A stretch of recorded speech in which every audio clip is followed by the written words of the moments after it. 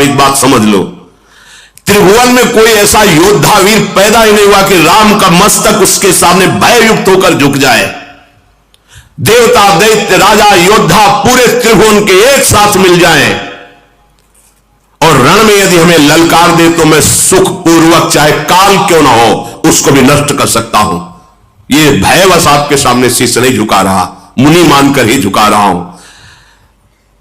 और आपको बताया हमारे रघुवंश में महाराज दशरथ जी देवराज इंद्र की सहायता करने गए थे। हमारे रघुवंश की कुल की ऐसी प्रशंसा है कि रण में यदि ललकार दे तो सामने चाहे कोई काल भी क्यों ना कदम पीछे नहीं हटेगा।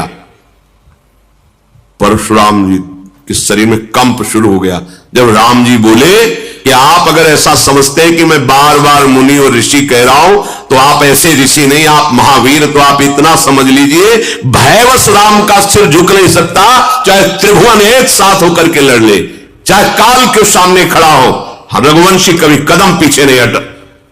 फिर हाथ जोड़ा राम जी ने, कहा ऐसा होने पर भी आपके चरणों में प्रणाम है, मैं आपका दास हूं। और जो आपसे भयभीत हो गया वो जगत से निर्भय हो जाता है। जो आपसे भयभीत हो गया वो जगत में निर्भय हो जाता है। विप्रवंश के अस प्रभुताई अभय होए जो तुम्हें डराई। नाथ, जो आपसे डर गया वो त्रिभुवन में निर्भय हो जाता। परशुराम जी की बुद्धि काम नहीं कर रही कि एक बार इतना शब्द मेरे सामने कह देना कि भयवश में सर नहीं झुका रहा, अगर काल भी हो तो राम का सर भयवश नहीं झुकेगा। मतलब वीरता ऐसी और बुद्धिमत्ता ऐसी कि आपको जो डर जाए तो त्रिभुवन में निर्भय हो जाए। बार बार सोच रहे भगवान के गुण वचन को कि ये सामर्थ्य तो एकमात्र मेरे आराध्य देव में है, हरि में, दूसरे में तो है नहीं।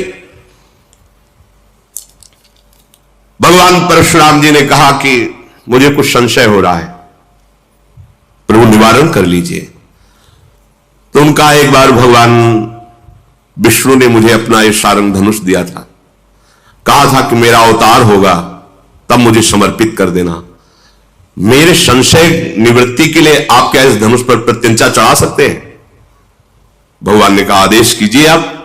तो उनका मेरे संशय के नाश के लिए आप इस पर प्रत्यंचा चढ़ा दीजिए, क्योंकि दूसरा त्रिभुवन में कोई नहीं जो भगवान श्री हरि के सारंग धनुष पर प्रत्यंचा चढ़ा सके, वो केवल वही चढ़ा सकते, दूसरा नहीं। तो जे ही देने को हुए तो अपने आप धनुष प्रभु के हाथ में जाके विराजमान, क्योंकि उन्हीं का नित्य पार्षद है।